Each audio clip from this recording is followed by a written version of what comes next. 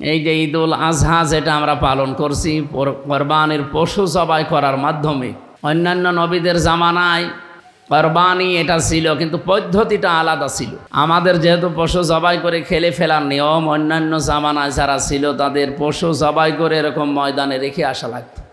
যার টাকা হালাল, যার কর্মজীবন পবিত্র, যার জীবন যৌবন সব ঠিক আছে, আকাশ থেকে আগুনের ঝলক এসে ওটা পুড়িয়ে ফেলত। আমার মনে হয় এখন যদি এই শরীয়ত আমাদের উপরে থাকতো, আমরা যে কত আল্লাহর ওলি ধরা খেতাম।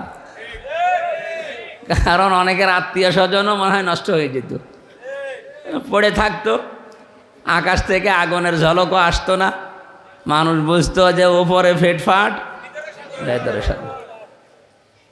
এরকম কি ধরা পড়তো না মানুষ? বহু মানুষ আমরা ধরা পড়ে যেতাম। আল্লাহ এখান থেকে কিছু শিক্ষা আমাদেরকে দিতে চেয়েছেন, আমরা ওই দিকে কয়েকটা ইঙ্গিত দিয়ে আয়াতে যাব ইনশাআল্লাহ। আল্লাহ রাব্বুল আলামিন বলেন, ওয়াতলু আলাইহিম নাবা আবনাই আদামা বিল হক।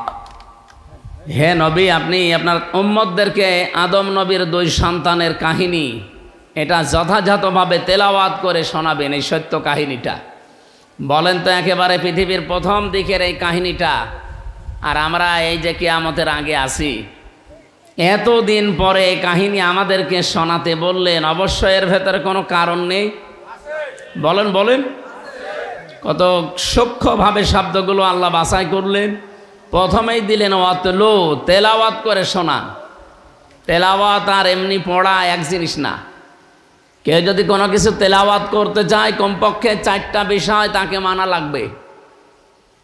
আমরা এই যে কোরআন শরীফ পড়ি না কোরআন শরীফ তেলাওয়াত করি? বলেন বলেন। কোরআনে কারিম যদি কেউ তেলাওয়াত করে, 4টা বিষয় মাস্ট বি তাকে মানা লাগবে। 1 নম্বরে তাকে শুদ্ধ করে পড়া লাগবে। ওয়ারাতিলিল কোরআনা তারতিলা। কোরআন যেমনে সেমনে পড়লে হয় না, তারতিলের সাথে পড়া লাগে। এমনকি কোরআন শরীফ যদি কেউ তারতিল বাদ দিয়ে পড়ে, কোরআন নিচে তার উপরে লানত করে। বলেন নাউজুবিল্লাহ। তাহলে আজকে থেকে আমরা যারা এখানে এসেছি এবং এটা রেকর্ড হচ্ছে, যদি কোরআন কেউ তেলাওয়াত করে এবং এটা যদি হক আদায় করে তেলাওয়াত করতে চায়, আল্লাযীনা আতাইনাহুমুল কিতাবা ইয়াতলুনাহু হাক্কা তিলাওয়াতি, আমি যাদের কিতাব দিয়েছি তারা এর হক আদায় করে তেলাওয়াত করে। এই হক আদায় করে তেলাওয়াতের ব্যাখ্যায় আমরা 4টা বিষয় পেয়েছি তাফসিরে। 1 নম্বরে আপনাকে শুদ্ধ করে পড়তে হবে, যেটার দলিল বললাম সূরা মুজাম্মিলের আয়াত থেকে। 2 নম্বরে শুধু পড়লে হবে না, শুদ্ধ করে এটা আপনাকে বুঝতে হবে। ওয়ালাকাদ ইয়াসসারনাল কোরআনা লিযিকরি ফাহাল মিন মুদ্দাকির। এই আয়াতটা আল্লাহ কোরআনে কারিমে 1 সূরায় 4 জায়গায় দিয়েছেন।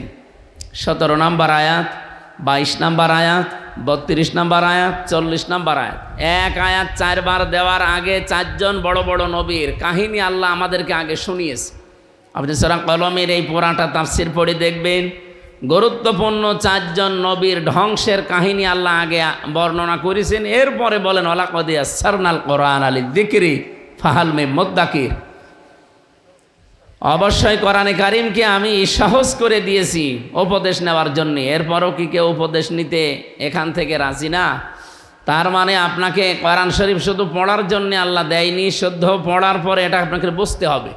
এর ভেতরে যত ঘটনা প্রবাহ আছে, তথ্য অপাত্য আছে, এগুলো নিজের জীবনে এরকম সময় যদি আসে, ওভারকাম করার জন্যে নবীজির যে নির্দেশ ছিল এই আয়াতের, ওই আয়াতগুলো আপনাকে জীবনে মানা লাগবে। 3 নম্বরে, শুধু নিজে পড়লে হবে না, শুধু বুঝলেই হচ্ছে না। যতটুকু মানুষ বুঝবে অতটুকু যেন নিজের জীবনে বাস্তবায়ন করে, কায়েম করে।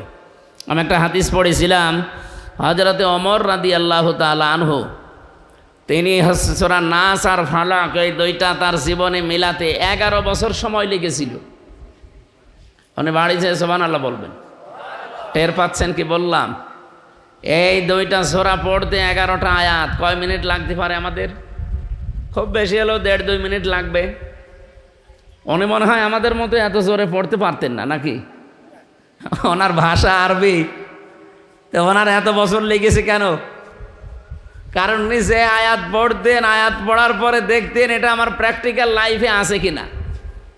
যখন দেখতেন হ্যাঁ আমি পড়া শব্দগুলো আমার জীবনে মিলাতে পেরেছি, পরের আয়াতে যেতেন। আমরাও তো এভাবেই পড়ি নাকি? আমরা শুধু খতমের ধান্দায় আছি।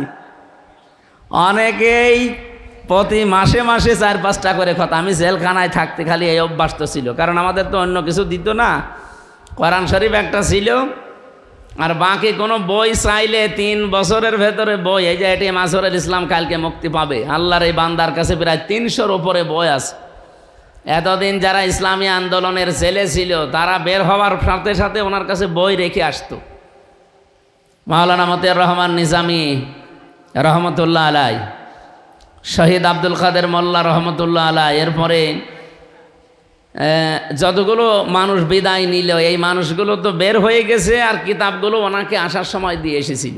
ওনার ঘরে আমি ঈদের দিন যেয়ে দেখি 300-র উপরে কিতাব একেবারে সাজানো, অথচ অন্য কারো ঘরে এত বই আমি পাইনি। কারারক্ষীরা যদি বলতাম যে সারাদিন তালা লাগিয়ে রাখেন 24 ঘন্টা, একটা বই এনে দেন পড়ি, বই এনে দেয় বঙ্গবন্ধুর আত্মজীবনী। ও পড়ে কোনো লাভ আছে? ক্ষতি ছাড়া। কি বুঝবো ওর ভেতর থেকে, আর কি জ্ঞান অর্জন করবো বলে? কারারক্ষী বললো পড়তো সব আল্লাহর ওলি, ওইরকম ওই দেবদুলাল, সুব্রত বালা, আশিক কুমার। আজকে একটা রিপোর্ট পড়ার পরে আমি আশ্চর্য হয়ে গেছি। বাংলাদেশে সচিবালয়ে এই যে রিপোর্ট আছে, এর ভেতরে একেবারে টপ টু বটন সবগুলো ওরা যে বলে যে আমরা সংখ্যালঘু। কে বলেছে আমরা সংখ্যালঘু? সংখ্যালঘু তো আমরা। 92% মুসলমানের দেশে এতগুলো সচিব, একটা মুসলমান পাওয়া যাচ্ছে না, সবগুলো আল্লাহর ওই বান্দারা। আজকে 379 জন তালিকাভুক্ত হয়েছে ভারতে, তাদেরকে বাংলাদেশি ট্যাগ লাগিয়ে অলরেডি এদেশে ঢুকিয়ে দেওয়ার চিন্তা ভাবনা করছে ওই দেশের যারা দায়িত্বে আছে তারা। আপনারা যারা নিজের দেশের সম্পদগুলো পাচার করে পাহাড় তৈরি করেছেন, বিবেকের উপরে আমার মনে হয় এতদিন কুকুরে প্রসাব করে দিয়েছিল। তাছাড়া এই কাজ করা এই দেশে জন্ম নিয়ে কোনো মানুষের দ্বারা আমার যতটুকু বাস্তবতা আমি পাই না।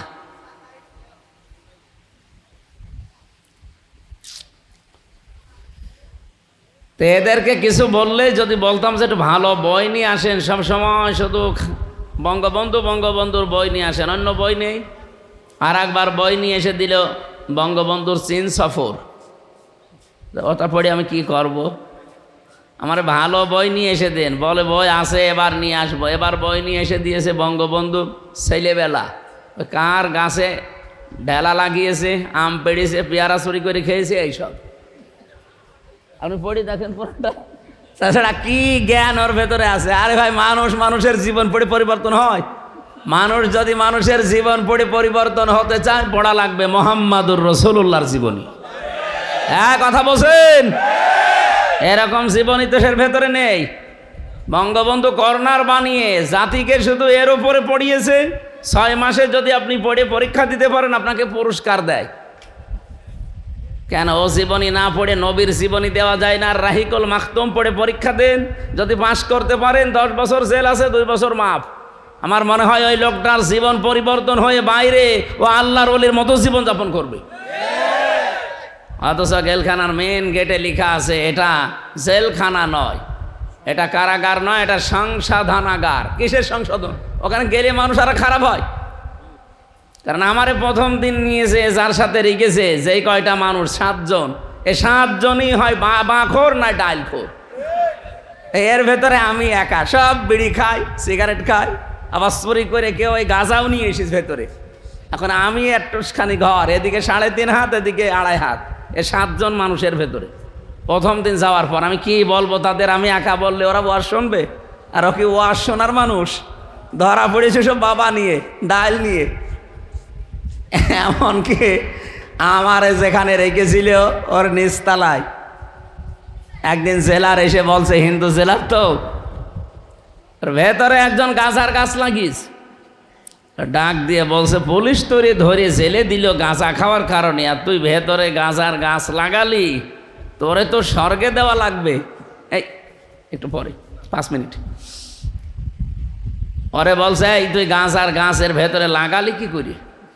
কারণ ভেতরে ঢোকার সময় তো স্ক্যান করে ঢোকায় মেশিনে, কিচ্ছু একেবারে সব দেখা যায়। তো গাঁজার গাছ বলছে স্যার আমি গিয়েছিলাম হাজিরা দিতে, আদালতে আসার সময় তো আমার বিভিন্ন হিতাকাঙ্ক্ষী আছে, তারা আসার সময় ওই পোটলা বেঁধে এরকম ছুঁড়ে মারে, ওই প্রিজন ভ্যানের ওই ফাঁকা মাকা দিয়ে বিভিন্ন কায়দায় আমি পেয়েছি একটা, তো দেখলাম যে ভেতরে ঢোকাতে গেলে তো ধরা পড়ে যাবো, এখানে মুখের ভেতরে দাঁতের নিচে দিয়ে এমনভাবে কামড় দিয়ে রেখেছি ম্যাশিংয়ে ধরা পড়িনি। ওইটা ভেতরে এনে বোতলের মুখ কেটে ওর ভেতরে আমরা মাটি দিয়েছি, এরপরে গাঁজার গাছ লাগিয়েছি আজ 2 মাস আগে। স্যার দেখেন কত বড় হয়েছে। তো এইরকম মানুষগুলো ভেতরে যাওয়ার পর যদি কোরআনের 5টা আয়াত দিয়ে বলা হয় যে এগুলোর ভেতরে যে শিক্ষা আছে, এই শিক্ষাগুলো যদি এই 6 মাস তোর জেল, তো যদি মেনে চলতে পারিস তোরা 6 মাস থেকে অন্তত 2 মাস মাফ করে দেওয়া হবে, তখন জেলখানা হবে, জেলখানা থেকে সংশোধনাগার। ওখানে মানুষের জীবনী না পড়িয়ে রাসূলুল্লাহর জীবনী পড়তে দেন। সাহাবা একরামের জীবনী পড়ে বলেন যে এর ভেতরে 1 মাস, 3 মাস, 6 মাস পরে একটা পরীক্ষা হবে, এই 50 জনের ভেতরে যে পাশ করতে পারবে, নাম্বার এই পরিমাণ পাবে, তার 10 বছর জেল থাকলে অন্তত 2 বছর মাফ হয়ে যাবে। বহু মানুষ ভালো হওয়ার সিস্টেম আছে, কিন্তু আমরা সেই ব্রিটিশের নিয়ম মেনে এই জেলখানা চলছে তো চলছেই, ওখানে শুধু ওই লেখাটা শেষ, এটা কারাগার নয়, এটা সংশোধনাগার। এটা পুরা ডাহা মিথ্যা কথা। কোন চোর যদি ধরা পড়ে যায়, চোরের শাস্তি বাংলাদেশের যে সংবিধান, সাক্ষ্য প্রমাণে ধরা পড়ে গেলে 389, 379 নাম্বার ধারা, এ ধারা অনুযায়ী এখন বাংলাদেশের শাস্তি, যদি কেউ চুরি করে ধরা পড়ে যায়, সাক্ষ্য প্রমাণ হয়, তাহলে তার সর্বোচ্চ শাস্তি 3 মাস। কত? 3 মাস পরে আপনি যেভাবে হোক বের হয়ে চলে আসতে পারবেন। এখন চোর যদি ওর ভেতরে যে আমার মতো একজনের সাথে পড়েতে কোরআন শরীফ পড়াবো, হাদিস পড়াবো, আর যদি পড়ে জাকির খানের সাথে, বলেন তার সাথে পড়লে জিজ্ঞাসা করবে এই বেটাই এখানে কেন আসলি? অথবা সুইডেন আসলাম ভাইয়ের সাথে যদি পড়ে, ওই মকিম গাছি এখনো আছে, আজ 46 বছর জেল খাটতেছে, ওরা 160 বছর জেল। ওর সাথে যদি সত্যি আপনার ভাগ্যে পড়ে যায় যে তার রুমে আপনাকে দিয়েছে, অত রাতের বেলা একসাথে থাকা হয়, জিজ্ঞাসা করবে না ওই কেন আসলি? আপনি যদি বলেন যে আমি মুরগি চুরি করতে গিয়ে ধরা পড়ে গেছি, আপনার 2 থাপ্পড় দেবে। ভাই মুরগি চুরি করতে যে ধরা পড়ে মানুষ, আমার সাথে যে কয়দিন আসিস থাক, তোরা কি করে ডাকাতি করা লাগে শেখাবো, কারণ উনি তো ওই উস্তাদ। আপনি যদি ডাকাতি করতে গিয়ে ধরা পড়ে ভেতরে যান, আর আপনার যদি ভাগ্যে পড়ে মার্ডার মামলার কোনো আসামির সাথে, তার সাথে পড়লে আপনাকে একসাথে তো আপনি থাকবেন, রাতের বেলা তো এক জায়গায় গল্প স্বল্প করবেন, জিজ্ঞাসা করবে কেন? ডাকাতি করতে গিয়েছিলাম ধরা পড়ে গেছি। 2 থাপ্পড় কানের নিচে দিয়ে বলবে ডাকাতি করতে গিয়ে ধরা পড়ে গেলি, একটা উপরে পাঠিয়ে দিতে পারলি না? আমার সাথে থাক, মানুষ কি করে উপরে তুলে দেওয়া লাগে আমি তোরে শেখাবো। উপরে তুলে দেওয়া বোঝেন? এই হচ্ছে দেশের জেলখানা। এটা সংশোধনাগার বানানো দরকার, শুধু লিখে রাখলে হবে না। হ্যাঁ, এটা হবে আমার বিশ্বাস। আমি দেখে এসেছি 3 বছর একাধারে। আমি যতটুকু বাস্তবতা বুঝি, সামনে যদি দেশে ইসলাম আসে, জেলখানা তো দেশে থাকবে না। জেলখানা থাকবে কেন? মানুষকে আসলে সংশোধন করা হবে। কি কথা বলো না কেন? এই সংশোধন করার জন্য ওয়ায়ুযাক্কিহিম, তাদেরকে পবিত্রকরণ করা হবে, সংশোধন করা হবে কোরআনে কারিম দিয়ে। এই জন্য প্রথম শব্দ ওয়াতলু, তেলাওয়াত করে আপনার উম্মতদেরকে আদম নবীর এই 2 সন্তানের কাহিনী শোনান। কিভাবে তেলাওয়াত করতে হয় আমি ব্যাখ্যা বলছিলাম। শুদ্ধ করে পড়বেন, বুঝবেন, নিজে মানবেন, যতটুকু পড়ছেন অতটুকু। এখন এটা মানতে গেলে হবে, মানার পরিবেশ লাগবে না? কথা বললেন না?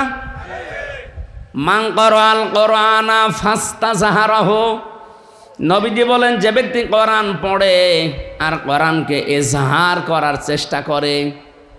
বাংলাদেশে আজ বহু মানুষ এই শব্দের সাথে আমরা পরিচিত, কিন্তু মানার ক্ষেত্রে অনেক পিছিয়ে আছি। বহু বড় বড় মাদ্রাসার প্রিন্সিপাল, ভাইস প্রিন্সিপাল, মহতামিম, কত বড় বড় জায়গার ইমাম, খতিব, তারা এখন এই শব্দটার ব্যাখ্যা যেটা সেটা বলতে চাচ্ছে না। আমি সাদিক ভাইকে বলছি, এটা রেকর্ড হচ্ছে হাজারো আলেমের কাছে। আমার প্রশ্ন, নবীজি কি এখানে হাদিস বলার সময় আরবি গ্রামার বা এখানে তাসবিদের কায়দা শিখিয়েছেন।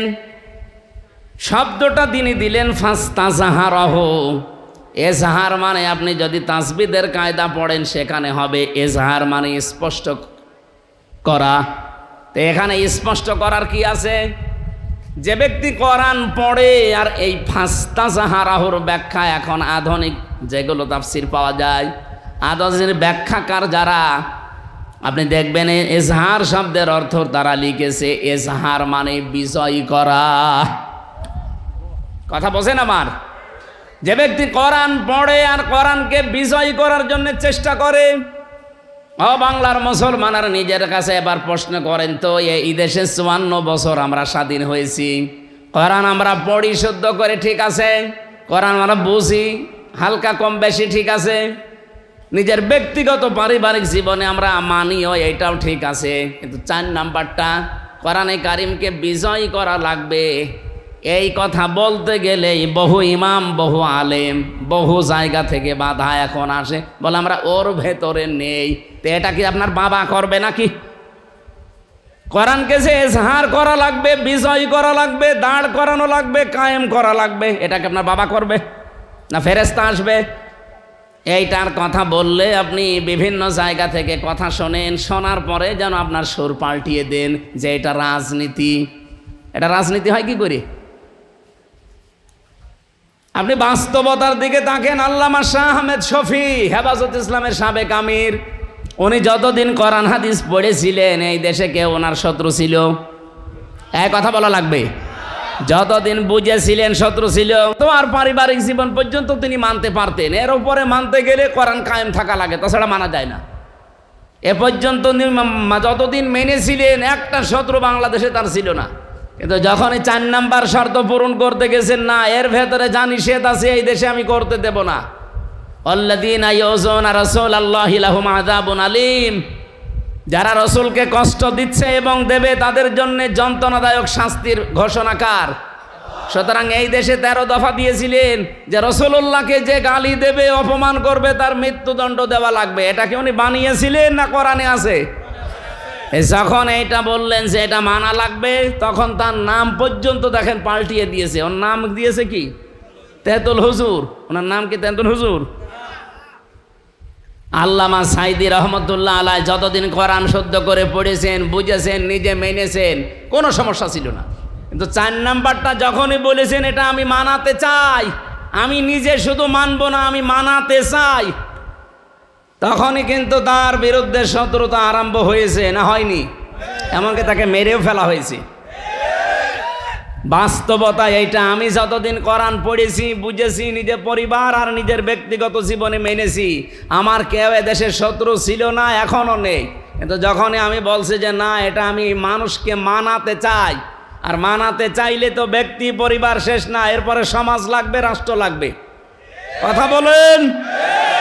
আমি তো হাদিস কোরআন এইভাবেই পড়ি, মান করাল কোরআনা ফাস্তাজাহারাহু, যে ব্যক্তি কোরআন পড়ে আর কোরআনকে এজাহার করার, বিজয় করার চেষ্টা চালায়। কেন আল্লাহর নবী বিজয় করার কথা বলার পরে মাঝখানে ফা নিয়ে আসলেন? এতটুকু তো শেষ করে দিতে পারতেন। কোরআন পড়ে আর কোরআনকে বিজয় করে না। হাল্লা হালালাহু ওয়া হাররামা হারামাহু, হালালকে হালাল জেনে আঁকড়িয়ে ধরে আর হারামকে হারাম জেনে ছেড়ে দেয়। এই 2টা কথা কেন নিয়ে আসলেন এই এজাহারের পরে? আমি ব্যাখ্যায় বেশি টেকায় মুহাদ্দিসিন কিরাম লিখেছেন এইটা, কোরআন যদি এজাহার থাকে, বিজয় থাকে, কায়েম হয়ে যায়, ওই সমাজে হালালকে হালাল আর হারামকে হারাম জেনে মেনে নেওয়া সহজ হয়। এই কথা বলছেন? আপনি বলেন তো, এই 54 বছরে বাংলাদেশে কোরআন বিজয় হয়েছে? বলেন বলেন। হ্যাঁ, শুদ্ধ করে পড়া হয়, নিজে মানা হয়, নিজে বোঝা হয়। তো 4 নাম্বারটা এখনো নেই। এই জন্য আমরা যত বড় আল্লাহর ওলি দাবি করি না কেন, এদেশে হালালকে হালাল জেনে মানা সম্ভব না। আমি জানি এটা হালাল, সম্ভব না। হারাম জানি, ছেড়ে দেওয়াও সম্ভব না। এরকম পরিবেশ দেশে নেই। আমার এই যে গাড়িটা, এখান থেকে যদি এখন রাতে আমি ছাড়ি, কুষ্টিয়া পর্যন্ত যেতে কমপক্ষে 5 জায়গায় পুলিশে আটক করবে। কয় জায়গায়? 5 জায়গায় আটক করে কি ছেড়ে দেবে সালাম দিয়ে? না। এটা তো এখন এই 9 মাসে একটু আরামে আছে, এর আগে গাড়ি ধরলেই বলতো হুজুর দোয়া চাই। দোয়া তো করে আসলাম না, যে দোয়া নিয়ে আসলেন ওই দোয়া দেন। এখন এখান থেকে কুষ্টিয়া 324 কিলোমিটার পথ, 324 কিলো যেতে যদি 5 জায়গায় দোয়া চাই, কত 4-5 জন 6-7 জন করে থাকে। তো বলেন এই 100-200 দোয়া হবে? 1-2-3 হাজার করে দোয়া দেওয়া লাগে। তো এই 5-6 জায়গায় তো আমার এমনি 15-20 হাজার খালি দোয়াই যাবে।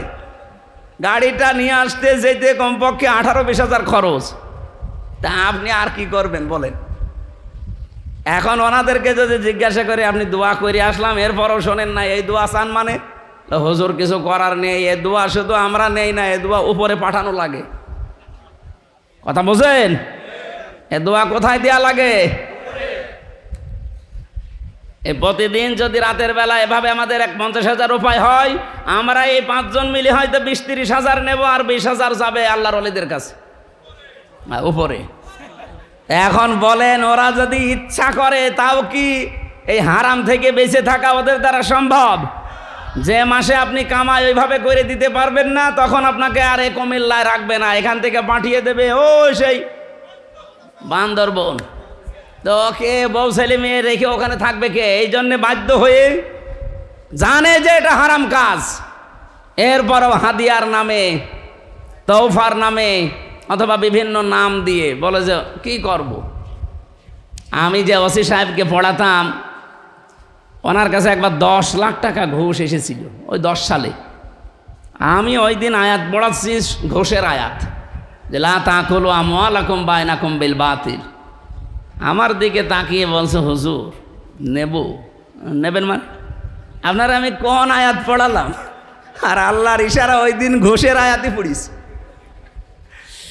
আমার দিকে তাকিয়ে বলছে হুজুর এটা তো আর ঘুষ না, এটা হচ্ছে হাদিয়া। কারণ এই যে এই লোকের 1 কোটি টাকার হিরোইন ধরা পড়েছে। আপনারা জানেন কিনা জানি না, বাংলাদেশে 2টা থানায় সবচাইতে বেশি ক্রাইম হয়, একটা কুষ্টিয়ার মডেল থানায় আর একটা সিলেটের বিশ্বনাথ থানায়।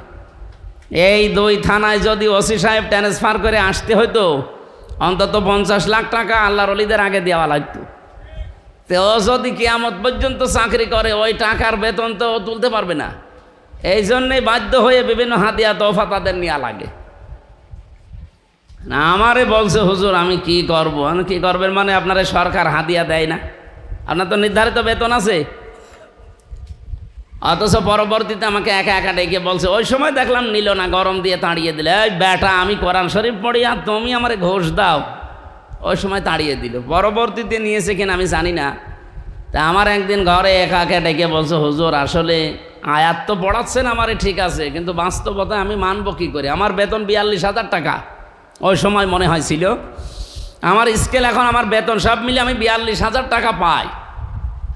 অথচ আমার ছেলে মেয়ে 2টা ঢাকা বিশ্ববিদ্যালয়ে, আর আমার বউ থাকে ঢাকাতে, সব মিলে তাদের পেছনে আমার 50,000 টাকা খরচ, বাসা ভাড়া আর খাওয়া দাওয়া দিয়ে। বেতন কত? এক মাসে খরচ কত? ওই 8,000 টাকা তো ফেরেশতারা দিয়ে যায়।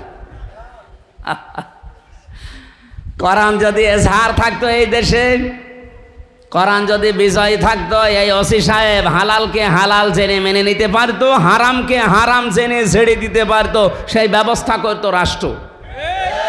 কথা বলছেন? নবীজি এই জন্য কোরআন পড়বে যারা, তারা যেন কোরআনকে বিজয় করার চেষ্টা করে। আর বিজয় করতে হলে যে সমস্ত কাজে আঞ্জাম দেওয়া লাগে, এই কাজের কথা যখন বলি তখন এই চাঁপাইনবাবগঞ্জের 2জন স্বামী স্ত্রী মুহাদ্দিস, মুফাসসির, মুফতি, এই 2জন ফতোয়াবাজি করে। এটা রাজনীতি, এটা দুনিয়ার কাজ।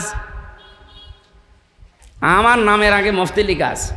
আমি সরকারি সার্টিফিকেট প্রাপ্ত মুফতি, সে যাই হোক, সরকার তো সার্টিফিকেট দিয়েছে, তো ফতোয়া তো আমি দেব।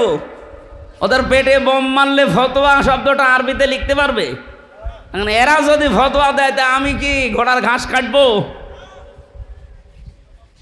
বাংলাদেশের মানুষ যেহেতু শব্দ প্রথম ছিল, অতলো তেলাওয়াত করতে হলে আপনাকে হক আদায় করে 4টা বিষয় মানতেই হবে। যারা মেনে নিয়েছে তাদের জীবন সফল, আর যারা এখনো বিভিন্ন গড়িমসি করে পেছনের টানে মানতে পারেন না, আপনার খবর আছে।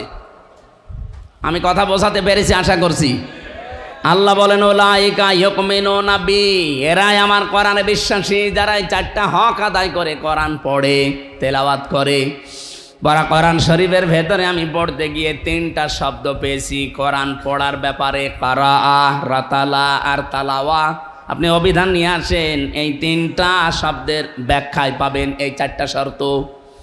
4টা বিষয় দিয়ে আল্লাহ নবীকে জানাচ্ছেন আপনি তেলাওয়াত করে এইভাবে এই কাহিনীটা শোনাবেন, কারণ এই কাহিনীর ভেতর আপনার উম্মতের জন্য একটা বিশাল শিক্ষা আছে।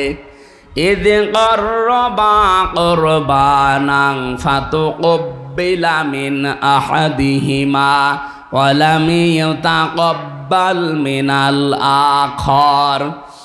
রব্বুল আলামিন বলেন, যখন তারা একজন কোরবানি দিয়েছে, আকাশ থেকে আগুনের ঝলক এসে ওটা কবুল হয়েছে, অপরেরটা হয়নি। যারটা হয়নি, এই কাবিল নামে এই ছেলেটা নিজেকে তো একটু সংশোধন করবে যে কেন হলো না, কেন আমারটা হচ্ছে না, আমি একটু দেখি। আমারই তো নিজের ছোট ভাই, আমার বয়সে ছোট, শক্তিতেও আমার চাইতে কম, দুনিয়ায় আমার পরে এসেছে, সব দিক থেকে আমার নিচে, অথচ তারটা কবুল হয়ে গেল আল্লাহর দরবারে, আর আমারটা কেন হয় না, পড়ে আছে। অন্তত এগুলো একটু আবিষ্কার করে দেখি না। সে কি বলেছিল? ক্বালা লা আকতুলান্নাকা, হে হাবিল, তোরটা কেন কবুল হয়েছে, আমি তোরেই বাঁচতে দেব না। লা আকতুলান্নাকা, লামে তাকিদ নুনে সাকিলা, ও গ্যারান্টি দিয়ে বলছে তোরে আমি আজকেই মেরে ফেলবো। আমার মনে হচ্ছে বাংলাদেশে এখন অনেক কাবিল ফিরে এসেছে। আপনি একটু চিন্তা করতে পারেন না যে আমার চাইতে বয়সে ছোট, শক্তিতে ছোট, সব দিক থেকে ছোট, তারা জনপ্রিয় হয়ে যাচ্ছে আজ মানুষের কাছে।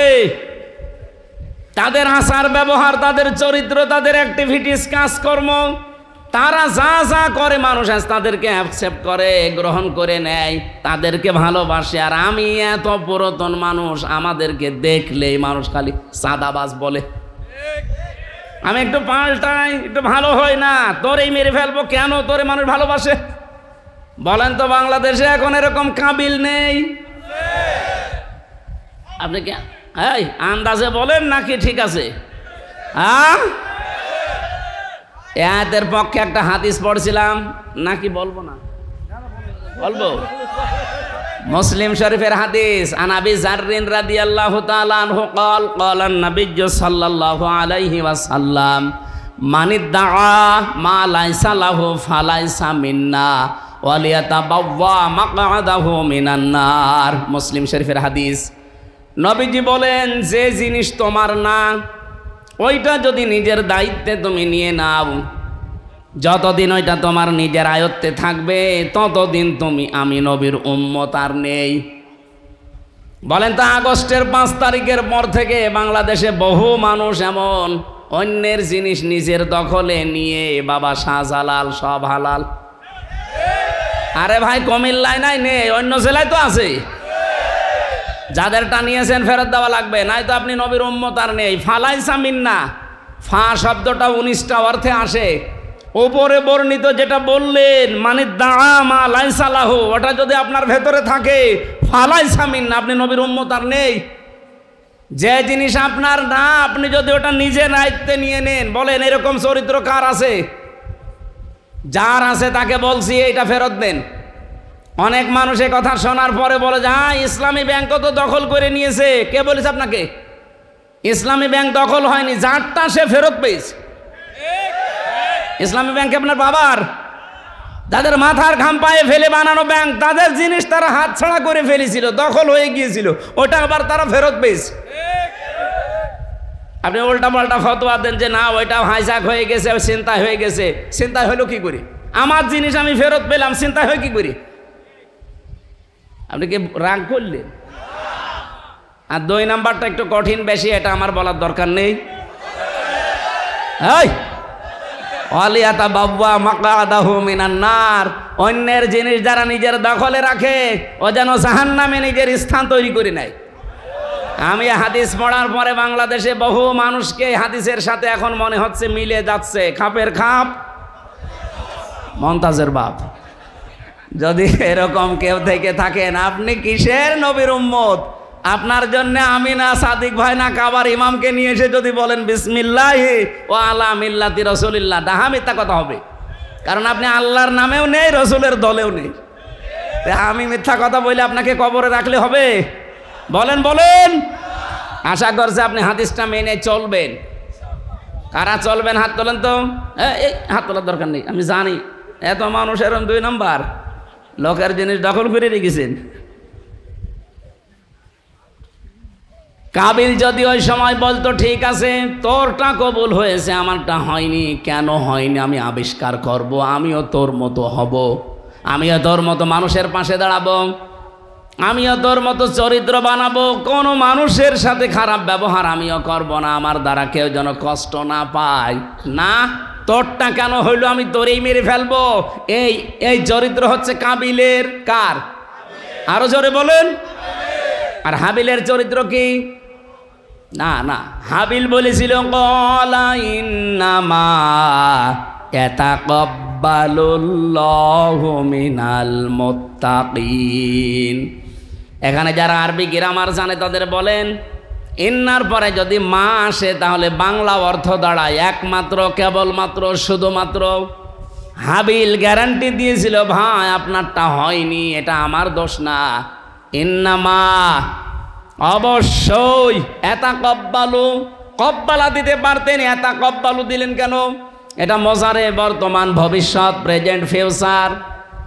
হাবিল ওই দিন তামাম দুনিয়ার মানুষকে জানাতে চেয়েছেন পৃথিবীর মানুষেরা আল্লাহ শুধুমাত্র মুত্তাকিদের জিনিসপত্র কবুল করে থাকে, তাছাড়া অন্য কারো জিনিস আল্লাহর দরবারে কবুল হয়। বলেন বলেন। আমরা এখন হাবিলের একেবারে ওই চরিত্রে আছি বাংলাদেশে। আজ কত মানুষ আন্দাজে আমাদের ওপরে দোষ চাপিয়ে দেয়।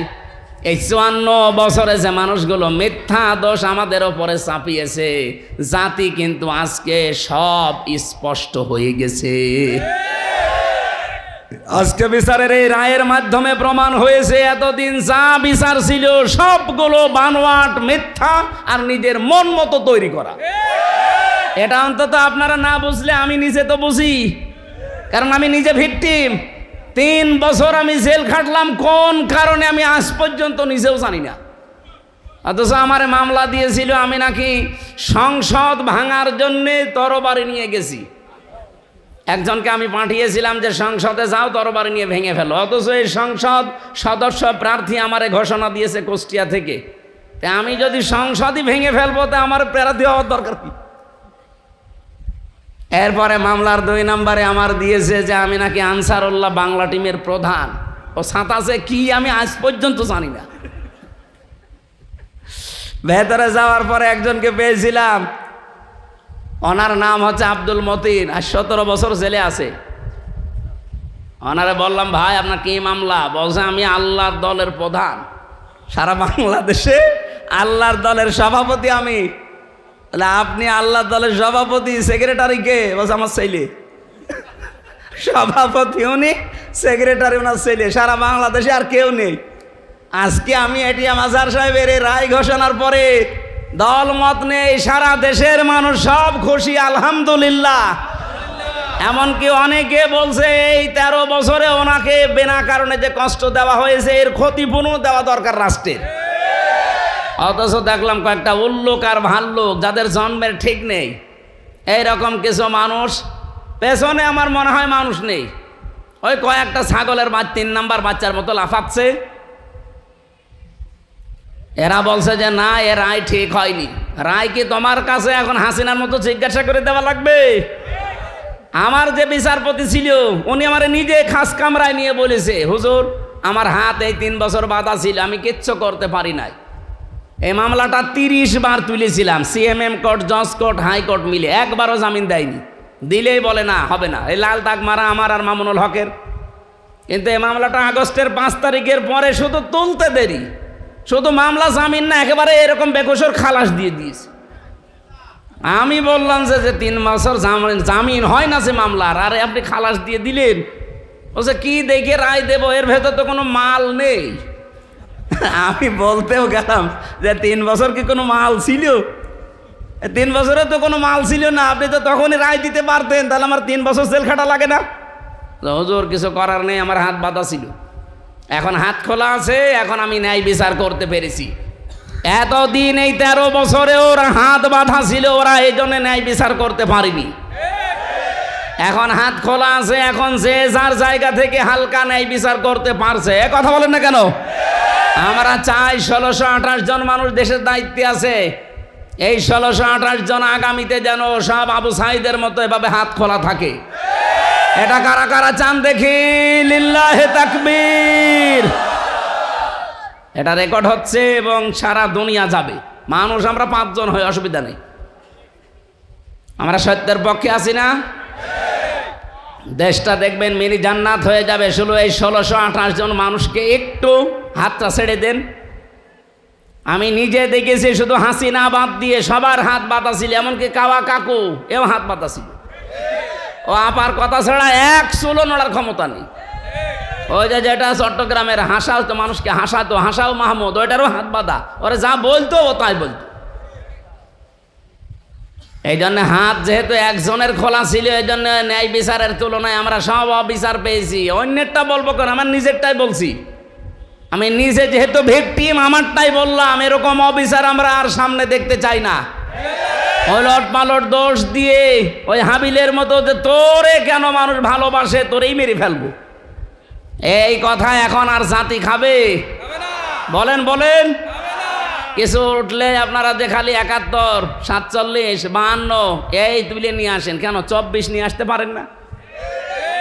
আমি 71-এর সাথেও পরিচিত না, কারণ আমার এখন 33 বছর। আমি 52-এর সাথেও পরিচিত না, আমার 47-এর সাথে পরিচয় নেই, পরিচয় আছে 24-এর সাথে। এই দেশ যেহেতু 24, এই জন্য 24 অনুযায়ী দেশ চলবে। আজকে 27 তারিখ, আর মাত্র 13 দিন পরে জুলাই বিপ্লবের ঘোষণাপত্র প্রকাশ করা হবে, কথা দিয়েছে সরকার। আমরা চাই জুলাই বিপ্লবের যে ঘোষণাপত্র, ওইটা দিয়ে দেশ চলবে। কথা বলে না কেন? এই জন্যই তো এত হুলস্থুলুস হচ্ছে। এই যে সমস্যাগুলো এমনি দেখা দিচ্ছে না, এই কারণে, কারণ ওরা জানে যে 10 তারিখে জুন মাসে ওটা ঘোষণাপত্র আসবে, আগের যে সংবিধান এমনিতেই বাতিল হয়ে যাবে। আর ওইটা বাতিল হয়ে গেলে এখন যিনি আছেন চুপ্পু মিয়া, চুপ্পু শেষ, কারণ উনি অবৈধ হয়ে যাবে। নতুন করে এই দেশের রাষ্ট্রপতি নতুন তৈরি হবে জুলাই বিপ্লবের ঘোষণাপত্র অনুযায়ী। এই দেশটা আবার দাঁড়িয়ে যাবে, আমার বিশ্বাস। আমাদের বিশ্বাস হয় না? আরে মালয়েশিয়া দাঁড়িয়ে গেল 2004 সালের পর থেকে, সিঙ্গাপুর দাঁড়িয়ে গেল, দুবাই দাঁড়িয়ে গেল, এই সমস্ত দেশগুলো দাঁড়িয়ে যায়, আমরা দাঁড়াতে পারি না। আমি আজকে একটা রিপোর্ট পেয়েছি, যত টাকা পাচার হয়েছে এই 16 বছরে, এই টাকাগুলো যদি পাচার না হতো, বাংলাদেশে 36টা পদ্মা সেতু বানানো যেত। মেট্রো রেল 430টা মেট্রো রেল বানানো যেত বাংলাদেশে টাকাগুলো থাকলে। এত ঋণের বোঝা দিয়ে উনি এখন চা খাচ্ছে, আর মাঝে মাঝে চিন্তা করছে যে আমি চট করে ঢুকে পড়বো। আপনি চট করে ঢুকে পড়বেন কি করে? যাদের আশায় আসবেন তারাই তো একটা একটা করে হাওয়া হয়ে যাচ্ছে। আমরা এখন হাবিলের ভূমিকায় আছি ভাই। যে যা দোষ দিচ্ছেন, যা করছেন করেন, আমরা বলবো লাইম বাসাত্তা ইলাইয়া এদাকা লিতাকতুলানি মানা বিবাসতিয়া দিয়া ইলাইকা লিআকতুলাক ইন্নী আখাফুল্লাহ রাব্বাল আলামিন। হে ভাই, আপনি আমাকে মেরে ফেলার জন্য হাত যেভাবে অপপ্রসারিত করেন না কেন, আমারও হাত আছে, আমারও মুখ আছে, আমারও শক্তি আছে, আমিও কিন্তু দেখাতে পারি, কিন্তু না, আপনি যতই আমাকে অন্যায়ভাবে মেরে ফেলার জন্য উল্টাপাল্টা দোষ আমার ওপরে চাপিয়ে দেন না কেন, আমি এর ভেতরে নেই। আমি আল্লাহকে ভয় করি। কাকে? আরো জোরে বলেন। আল্লাহকে ভয় করে। এই জন্য 9 মাসে কোনো অকারেন্স আমাদের দ্বারা হয়নি, কিন্তু যাদের দ্বারা অকারেন্সগুলো হওয়ার কথা না, তারা এই 9 মাসে বহু কিছু দেখিয়ে ফেলেছেন। আরে ভাই, মানুষ এখন আর আগস্টের 5 তারিখের আগে নেই, এটা 5 তারিখ পার হয়ে মে মাসের 27 তারিখ চলছে। এই জন্য হাবিল যেটা বলেছিল, খুব সহ্য এবং ধৈর্য নিয়ে চলা লাগবে সামনে। খুব কঠিন সময় আসতেছে বাংলাদেশের জন্যে। আল্লাহ রাব্বুল আলামিন এই দেশকে শুধু আমেরিকা, রাশিয়া, চীন, ভারত আর তুরস্ক আর পাকিস্তানের দিকে তাকিয়ে থাকলে হবে না। আমাদের নিরাপত্তা আমাদের তৈরি করা লাগবে। নবীজির বাড়ি খাবার ছিল না, তার বাড়ি হচ্ছে খেজুর পাতার পাটি দিয়ে ঘেরা, অথচ বাড়ির সামনে সব সময় 9টা করে ঘোড়া বাঁধা থাকতো। আমি কি বানিয়ে বলছি? 9টা ঘোড়া বাঁধা থাকতো তার বাড়ির সামনে। ঘোড়া মানে কি? যুদ্ধের সরঞ্জাম। আমার মনে হয় বাংলাদেশ এখন এই শক্তিতে বলিয়ান হওয়া লাগবে। আর দরকার হয় 2 বেলা খাবো, 1 বেলা খাবো না, কিন্তু শক্তি লাগবে এমন, ইকাতিলুনা ফি সাবিলিল্লাহ ফায়াকতুলুনা ওয়া ইউকতালুন। তারা আল্লাহর রাস্তায় সংগ্রাম করবে, লড়াই করবে, মারবে এবং মরবে। নাকি মরবে এবং মারবে? না, আগে মারবে তারপরে মরবে। তারপরে মারতে না পারলে মরবেন কি করে? এই জন্য আগে মারার তারপরে মরা। এই মারার জন্য যে সমস্ত জিনিস দরকার, এই জিনিসগুলো এখন তৈরি করার সময় আসতেছে। ওরা আমাদেরকে মিডিয়া দিয়ে মারে, আমাদের মিডিয়া হাতে নেওয়া লাগবে। ওরা আমাদেরকে ডাক্তার দিয়ে মারে, আমাদের ছেলে মেয়েদের সামনে ডাক্তার বানানো লাগবে। কথা বলেন না কেন? ওরা সচিব দিয়ে মেরে ফেলেছে, এখন ছেলে মেয়ে সামনে যা আসবে সচিব বানানো লাগবে। ওরা ডিসি, এসপি, টিওনো, এসি এগুলো দিয়ে মারে, আমাদের ছেলে মেয়েদেরকে এখন ওই জায়গায় তুলে দেওয়া লাগবে। এতদিন নাই কোটা কোটা ছিল, মেধা ছিল না, এখন মেধা এসে গেছে। আমার বিশ্বাস বাংলাদেশে যারা আসল মেধাবী দেশপ্রেমিক, এই 1628টা জায়গায় শুধু বসলেই এ দেশটা আবার মিনি জান্নাত হয়ে যাবে ইনশাআল্লাহ। আল্লাহ রাব্বুল আলামিন, আমি ওই আয়াতটাই পড়েছিলাম আপনাদের সামনে, ফিহি আয়াতুম বাজ্জিনাতুম মাকামু ইব্রাহিম। এর ভেতরে বহু নিদর্শন আছে। কে কে নিদর্শন আছে তার ভেতরে অন্যতম আল্লাহ বলেন মাকাম ইব্রাহিম, যেটা লিফটের কাজ করতো।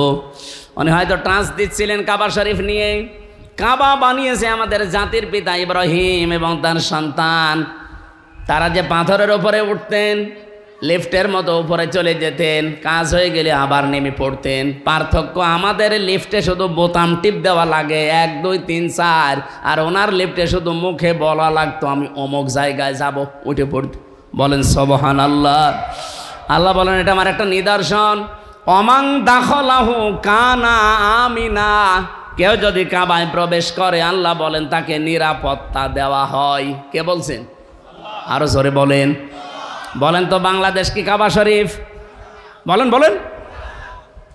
যারা এখানে কাবায় গেছে আমি তাদেরকে বলছি, কাবার বাইরে মারামারি, কাটাকাটি, চিন্তায়, রাহাজানি আছে, আমি নিজেও পড়েছিলাম। কিন্তু কাবার এরিয়ার ভেতরে প্রবেশ করলে কোনো মারামারি, কাটাকাটি, চিন্তায় আছে ভাই? কেন নেই?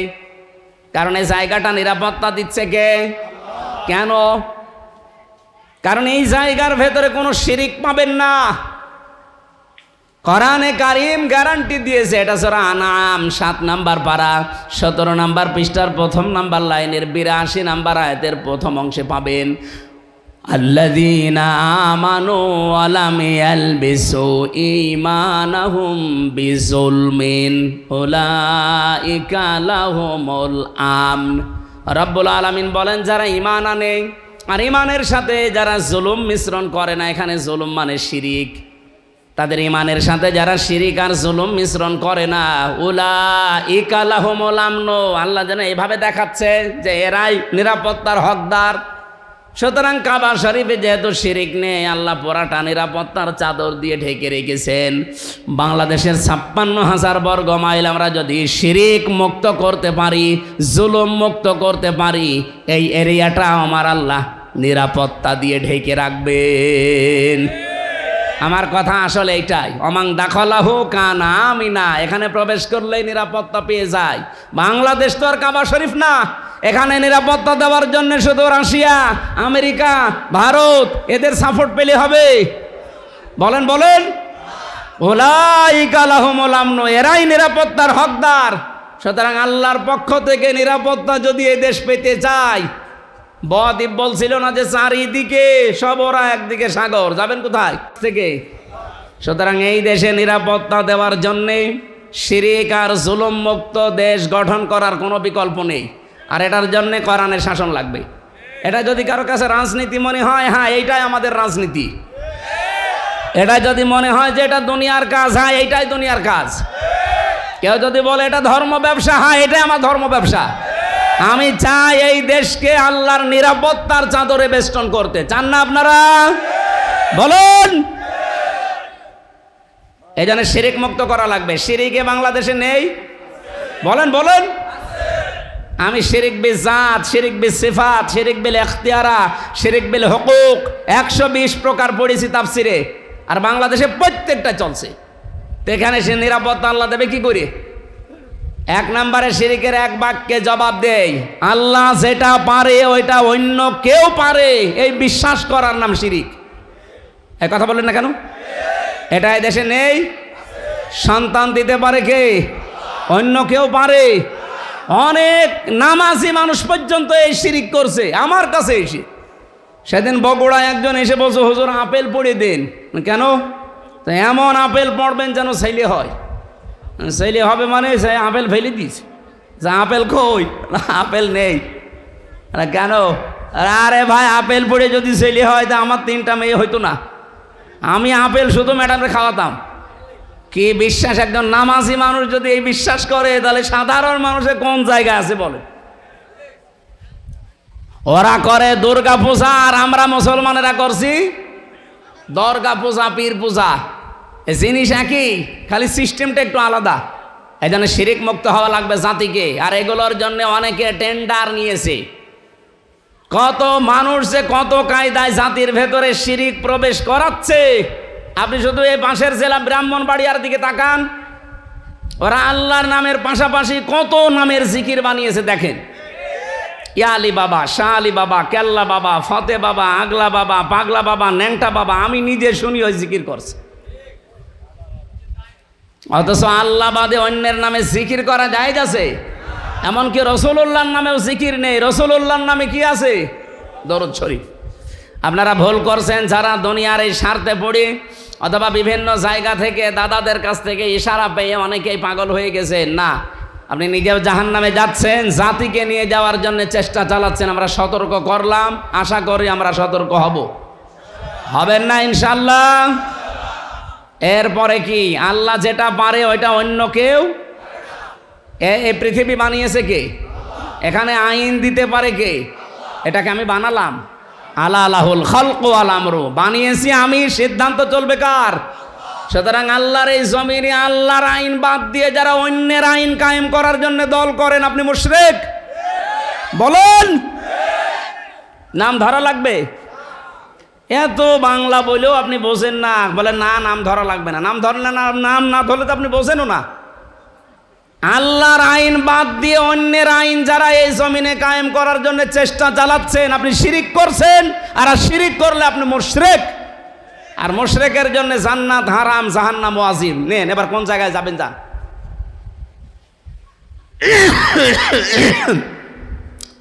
আলিল্লাহি আলান নাসি হিজ্জুল বাইতি মান ইসতাতা ইলাইহি সাবিলা।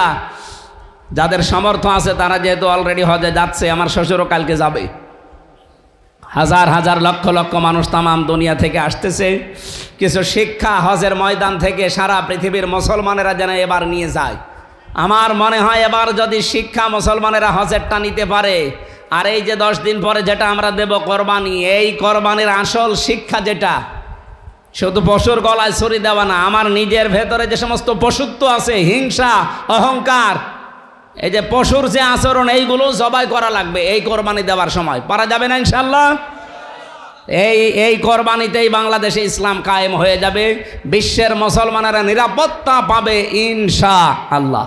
আমান কাফারা, যে ব্যক্তি অস্বীকার করে আল্লাহর এই বিধানগুলো শোনার পর। এখানে 27টা শিক্ষা ছিল, কোরবানির শিক্ষা ছিল। আমরা 27টা পেয়েছিলাম তাফসিরে, ইতকানের ভেতরে আছে, আর ফি জিলালিল কোরআনে আছে। এরপরে হজের শিক্ষা পেয়েছিলাম 3টা। আমরা বিস্তারিত এখন আর বলতে চাচ্ছি না, আমার এমনিতে শরীরও ভালো না, আর জার্নি আজকে এত বেশি হয়ে গেছে। এটা শুধু সাদিক ভাইয়ের কথা মতো আমি এত দূর, আজকে একটা মাহফিলের জন্য আমি এত দূর আসতাম না। সেই কুষ্টিয়া, কোথায় কোথায় কুমিল্লা, এখন আবার যাওয়া লাগবে সেই শ্বশুরের কাছে কুষ্টিয়া। ওখানে নিয়ে ওনারে আবার বিমানবন্দরে তুলে দেওয়া লাগবে। কালকে আবার অনুষ্ঠান আছে সাতক্ষীরা। আশা করছি না, কালকে বাগেরহাট শরণখোলা থানা, অনেক জার্নি তো এক, আর 2 নাম্বার শরীরের অবস্থা এখনও স্বাভাবিক যেহেতু হয়নি, আমি আর টানতে চাচ্ছি না, শেষ করে দিলাম।